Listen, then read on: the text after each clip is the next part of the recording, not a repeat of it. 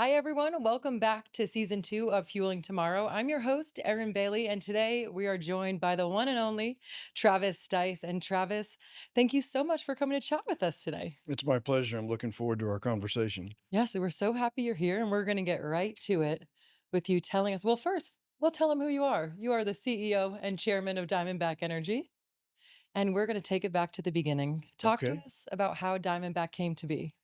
Well, we're not the beginning of Diamondback really wasn't too atypical from a lot of private equity supported companies. They had some assets. They went out and got, some acreage, put them together, and then they started looking for leadership teams to start to develop that acreage. And Wexford Capital was our initial equity provider, and they'd assembled some acreage around the airport, which we now call Spanish Trail, and then also down in Upton County.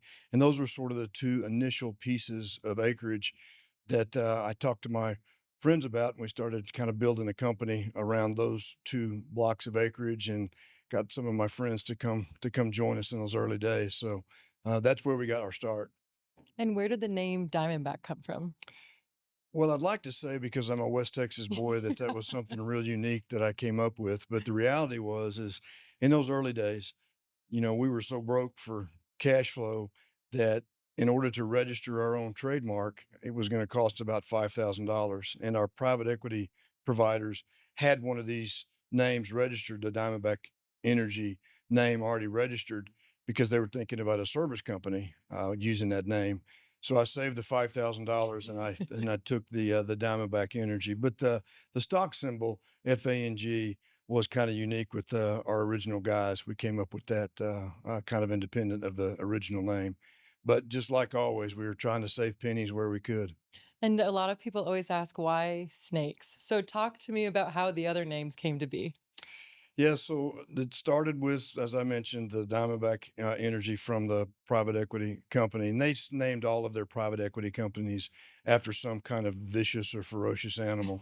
I'm gonna have to unpack that someday later, but Yeah. once Diamondback Energy became its own standalone entity, in 2014, we launched our mineral company, which was Viper Energy Partners, and that was a unique name because it's a different kind of snake. But what we thought was kind of clever was the stock symbol was venom, VNOM, and what comes out of a diamondback, venom. Hmm. And so we thought there was a little kind of a cute play on words there as we created that company. And a couple of years later, we had a midstream entity that we also took public, and subsequently we rolled it back inside Diamondback. But it was a company called Rattler, and again a little play on words there. Rattler's the very last part of a snake, and we said there's no more. We've done three IPOs. Yeah. There won't be any more. So the Rattler was the stock symbol for Rattler Energy Partners, and that was the last IPO we'll do.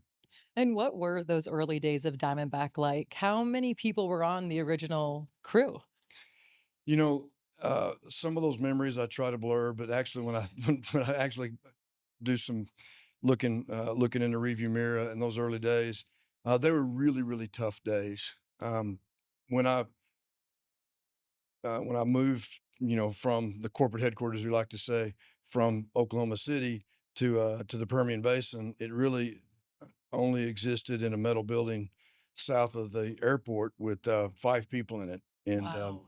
it's myself and 5 other people, three of which are still with the company to this day. But it was a metal building, and I occupied a space in the kitchen with my laptop and a cell phone, and that was the very beginnings of Diamondback Energy. Now, we had some back office support in Oklahoma City because the private equity company, they had multiple entities that they were doing the accounting for in Oklahoma City. So we Okay. were able to take advantage of, some of the accounting expertise that even to today still sits in Oklahoma City.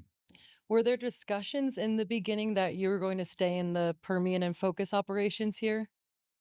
It was important for me for two reasons. One, I'm a native Midlander, and this was home, and I just didn't think that moving anywhere else at that stage in my career was going to be conducive to the family goals that I had.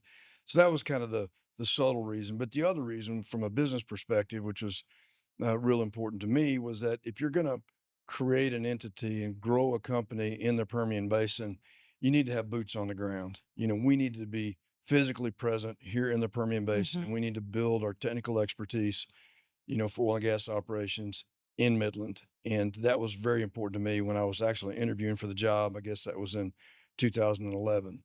So that's was one of the agreements we had, is that we'll start the entity here in Midland.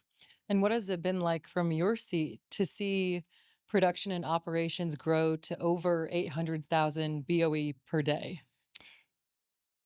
Well, if I stop and reflect on the number you just talked about, it's a staggering growth story that has occurred, really in some way leading the shale revolution, but certainly participating in the shale revolution in a very meaningful way. But that's not where we started. Mhm. We started in what I call our survival period. In fact, I was trying to, when we were trying to build our technical team, I was trying to give our senior executives ways that they could talk about our future with prospective employees. And everyone knew that we didn't have that quality of assets, and it was going to be a challenge to kind of grow the company. So we weren't, like an employer of choice in the Midland Basin. People were trying to figure out really who we were. So I said, look, there's three progressive initiatives that I believe we can take Diamondback through. And the first phase is survival. And, I didn't realize how much that was going to be tested in those early days, because we were, uh, we were not a very good company. We had great employees, but we weren't a good company yet.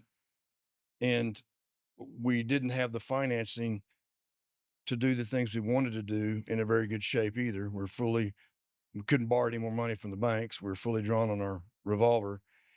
And we were trying to take the company public to access public funds in the form of equity to kind of grow our business and execute on our strategy. So those early days, the survival days, are really, really, really tough. And they were tough on the individuals that were there in a personal sense, because it seems like everything we touched got worse for, a period of time. And our private equity guys were tough taskmasters, and they weren't really enamored with our early results. So we had some challenges we had to overcome, but we stuck to it. And it wasn't too much longer that, again, with the advent of horizontal drilling, which Diamondback was among the very first to do here in the Permian Basin, at least in the portion of the basin where the vertical wells were economic. That was a very unique distinction. But we were able to start buying assets, and and after we took the company public, we got to what I called the success stage, where we were actually able to generate some cash flow and redeploy that cash flow in either, buying new assets, or, drilling more wells, or a combination of both. And then I'm not really sure at what point, we could draw a line in the sand that says we were significant. But I think today, an S&P 500 company that's the Mhm. second largest producer in the Permian Basin, largest, pure play company around, that feels pretty significant to me. But there were some, even along that journey. It's been said that, when you're climbing a mountain, if it was smooth, you couldn't climb it. And there Yeah. were certainly some elements of that in our story. And I'll give you one very specific example. When we were trying to merge out of this survival stage into a success stage, we tried to take the company public. And when I say we tried to take the company public, we had all the documents in place with the SEC, and we were actually ready to launch the public initial offering. And we were in an office in Houston with the bankers that were representing us, and it was like 11 o'clock at night, and we had like 40 some odd energy analysts that were showing up the next morning at 9 o'clock Oh my to hear gosh. our story. And the bankers at 11 o'clock at night said, "We can't get this done. There's just, the market has stopped on IPOs," and it had something to do with the about 6 weeks prior, Facebook had gone through an IPO, and there was some allocation issues that spooked the market. And Interesting. so there was just no way we could push it. Now, the problem with that is that we've been accelerating activity, and using debt to do that. We're just barely, I mean, I mentioned earlier, we were fully drawn on a borrowing line, Hmm. and the private equity company said, "We're not giving you any more money. This was your avenue to get more money." So, Best of luck. yeah, best of luck. But that was a pretty dark day for us actually, and I thought that was going to be the darkest day, but one day about 3 weeks later got even darker because the private equity company said, "Well, since you can't get this company public, we're going to try to either take our losses or see if we can get some value for it, and we want you to sell the company." Oh my And goodness. this was in 2012, and so we just started. We Wow. just started and I came on board in April of 2011. So I'd been over there a little more than a year, but just barely. And every one of the individuals that had come on board had left meaningful jobs somewhere else. And they were all at the top of their game. And this was not part of their strategy either, Hmm. to sell the company and we'd be done. And, in their cases, even less than a year. So we did exactly what our owners, the private equity guys, asked us to do. And we marketed the company to 8 different oil and gas entities. We did 4 in Houston and 4 in Midland, uh, 8 different companies. Hmm. And then, the analysis period took place, and I guess it was several weeks afterwards, the proverbial opening the envelope to see what kind of offer we got. And Aaron, we went 0 for 8. Now, what I mean 0 for 8, there was not one single company that we marketed ourselves to that even submitted a bid for No purchase in way. Diamondback. And we probably at the time we weren't worth, I don't know, something less than $500 million. Hmm. That was still a pretty big number back then. It's nothing today, Yeah. but 0 for 8. And so, Wow. I mentioned when our private equity guys said to sell the company was a dark day. The day I had to go back to my guys and tell them Oh, we did not get an offer. that makes my stomach sink Yeah. now. I could Yeah. It was imagine that very, conversation. very difficult. And fortunately, the private equity guys, they said, "Look, in order for us to extract any value, we've got to have you at least try to get through the summer months when the Wall Street IPO market was really not operational, Hmm. and get past Labor Day and see if the market can open up then." And by the grace of God, we got $30 million private equity money. We slowed everything down. We extended our payments out as long as we could to try to just do anything to survive. And we were able to take the company public in October of 2012 Wow. at about a $500 million market cap. And we were doing somewhere a little less than 3,000 barrels today. And so today we're, $50 billion market cap, and, you know, 850, 900,000 barrels a day Mhm. equivalents. That is a remarkable story. But really, the story is interesting. But when you go back and look, I didn't drill any wells, I didn't complete any wells, I didn't acquire any leases. It was all the people that had come on board and put their trust in this vision of Diamondback and in the vision of the leadership team as well too, who were able to make this happen. So uh, that success story, why I get to recount it a lot, it's really the employees of this company that share in that.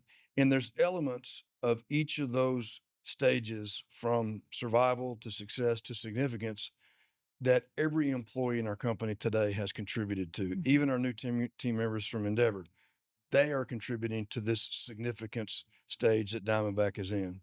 So I know that was a long-winded story there, but it's a very important story that really defines what our culture is today from the founders of the company, 10, 15 years ago.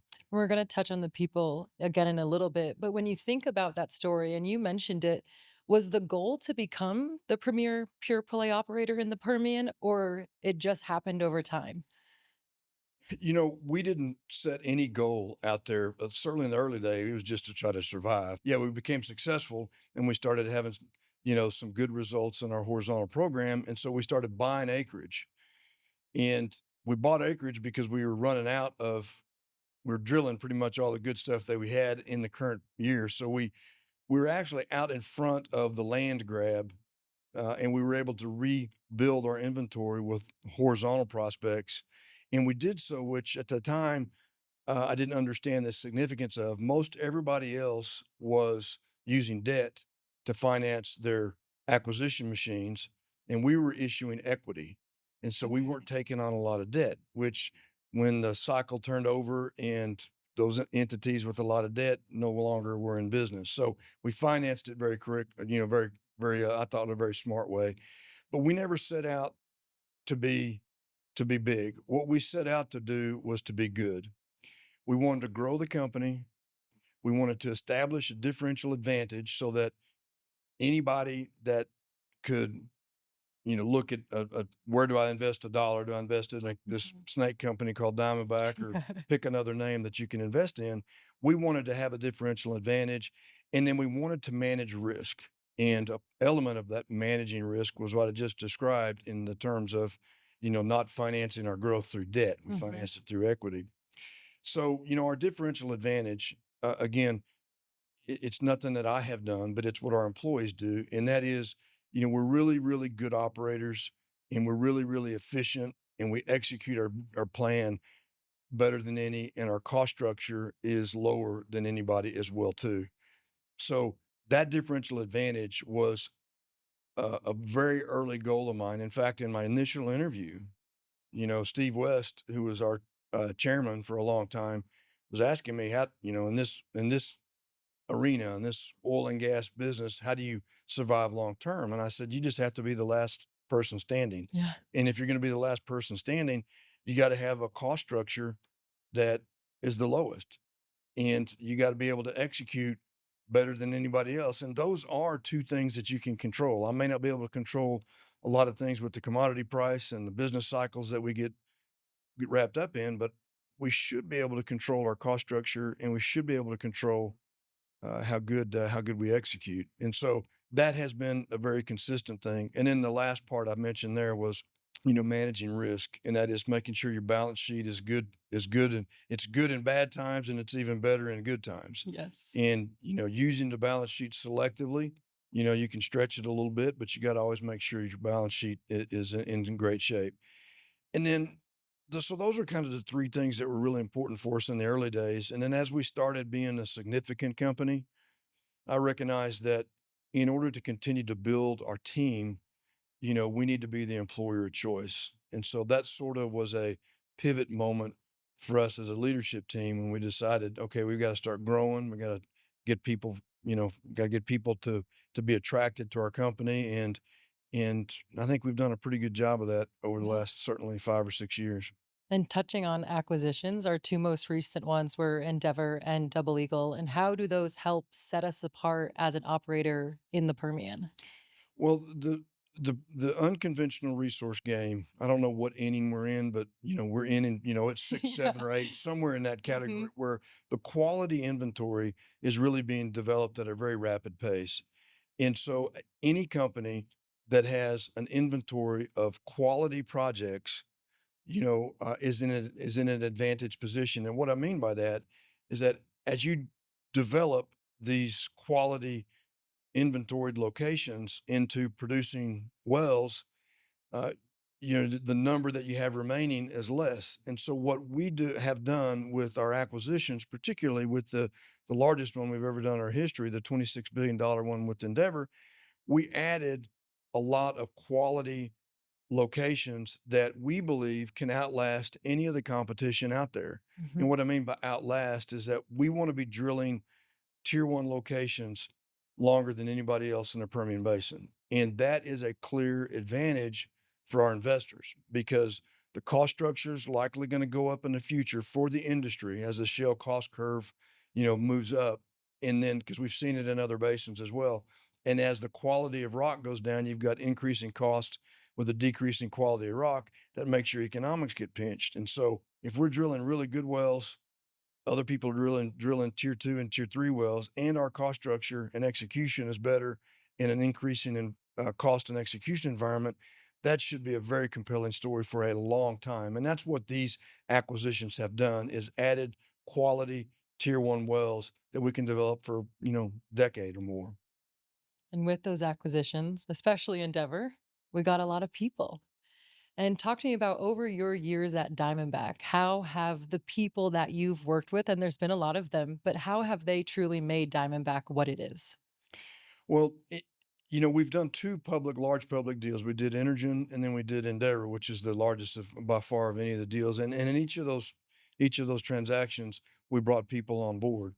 And I think if you go back to that earlier statement I made about what attributes, what culture can we have that makes us an employer of choice, I think there is a natural attraction to people that have been acquired to come into a space like Diamondback and see the culture and the way that we think about people and and lean into that. It's an easy culture to embrace. It's a people first culture.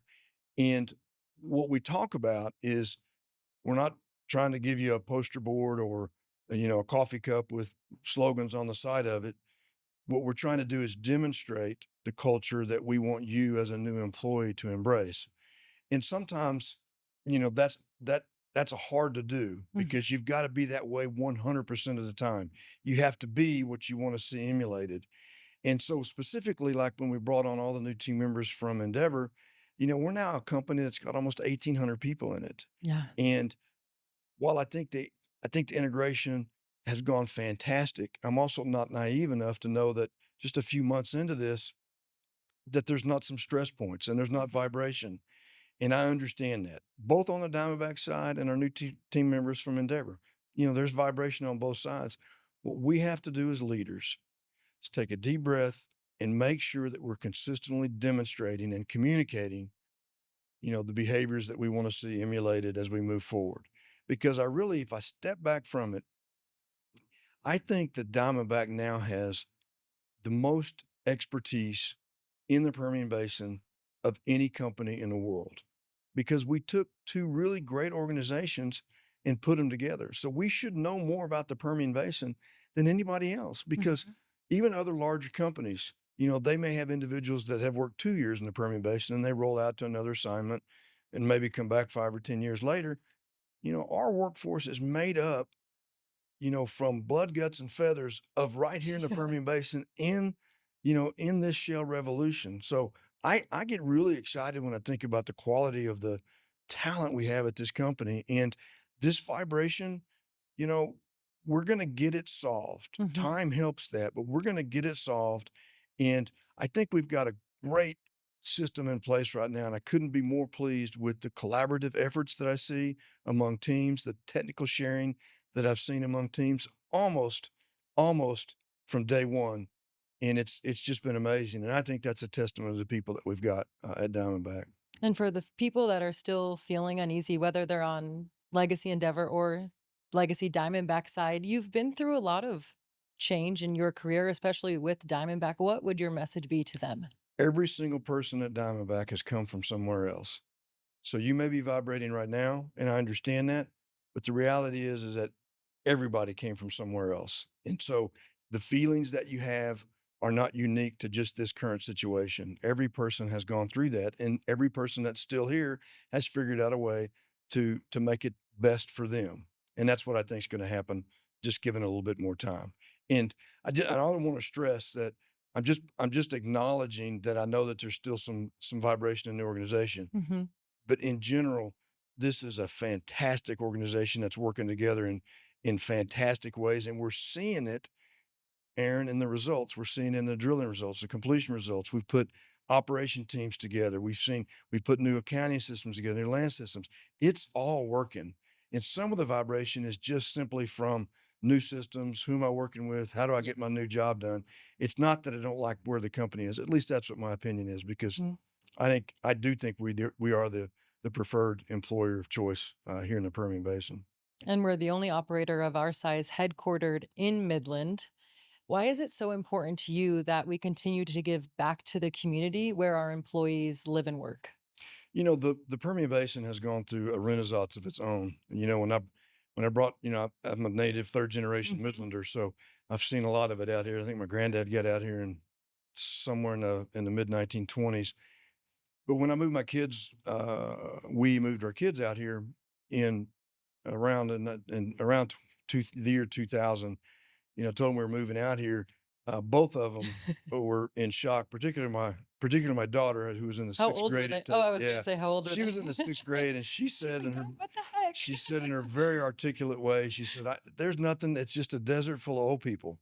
When that, and that's where, her grandparents Yeah, lived and my yeah. parents, Brenda's parents lived. And so she wasn't completely wrong in that. But I mentioned that the Permian Basin has gone through a renaissance. And that renaissance is that we have degentrified in a lot of ways. You know, the average age of a Midland employee or Midlander right now is 32 years old. And our largest age demographic is 4 year olds, 0 to 4 year olds. So that renaissance is that we became a lot younger. And so we at Diamondback recognized that and we said, okay, well, that's who's providing our workforce is they are our workforce and they're the ones that have the kids. And, we heard things about nothing to do. There's no outside space. We got to drive to different locations for our kids to participate in sports. And I just thought we had gotten to a size and a scale where it was time to really lean in. And then when the Conoco and Concho acquisition occurred, I thought that gave us an opportunity to kind of move into that lead position Mhm. of providing. Look, ConocoPhillips does a great job for our areas, but I just thought being right here headquartered that we could take a really good, a really dominant position. I think we have, and folks like you and Government Affairs Group and our Community Affairs Group, we've just done a fantastic job of reinvesting in our communities. And look, that is our responsibilities. We have to reinvest in the communities where we live, work, and play, which we couldn't do when we were in the survival Yeah, stage yeah. because You've come a long way. we didn't have anything to contribute Yeah. in those early days. But yeah, it's a lot different now, and I'm proud of the reputation that our employees have earned, for working for Diamondback that we have in our communities, not just Midland, but all the communities where we work. Are there any programs or events that Diamondback sponsors or puts on that you're particularly proud of? I mean, the relationships we have with the school districts and what we've done, in the technology labs and the STEM labs and computer labs and, the trying to help these kids get into college, that list is long and distinguished. And I couldn't be more proud of that effort.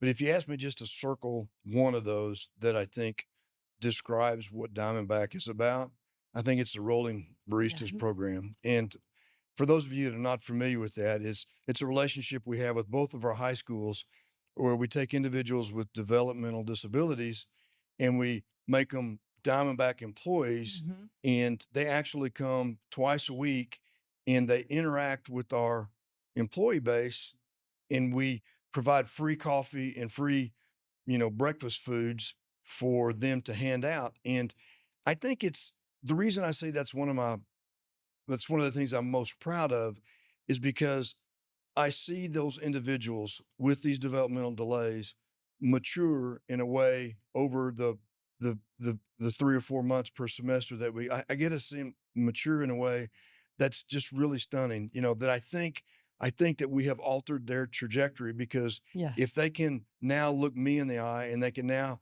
shake my hand and they can say hello, Travis, Mhm. where when they started, they couldn't do any of those things. That makes them, have an opportunity to choose a job in our community where they can interact with public.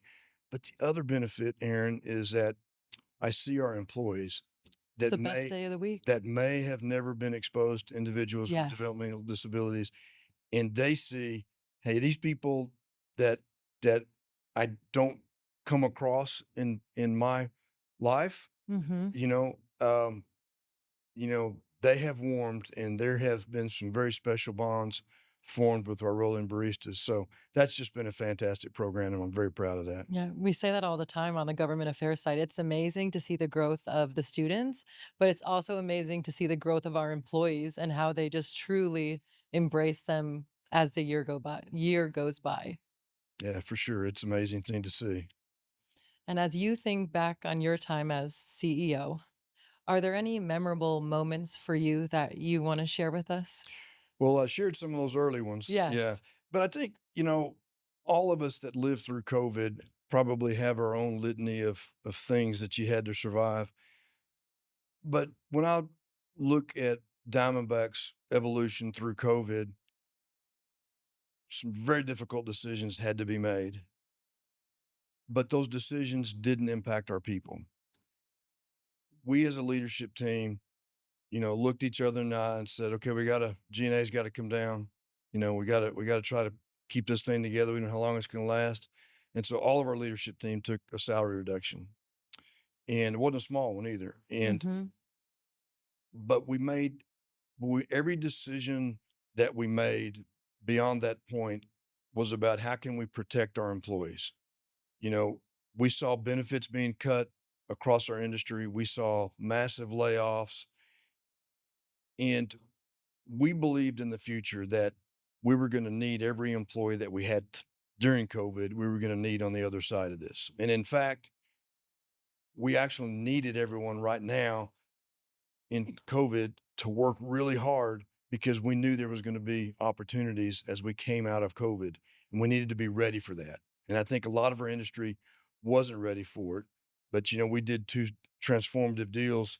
I think we announced them on December 20th of 2020, as we were coming out of COVID, and everybody else was, having parties with eggnog, and Yeah, yeah. our workforce was ready to dial in these new acquisitions. And then we did another two more in the following year that were also transformative. So uh, those were really difficult times, but by making decisions that were people first oriented, I think was the right thing to do.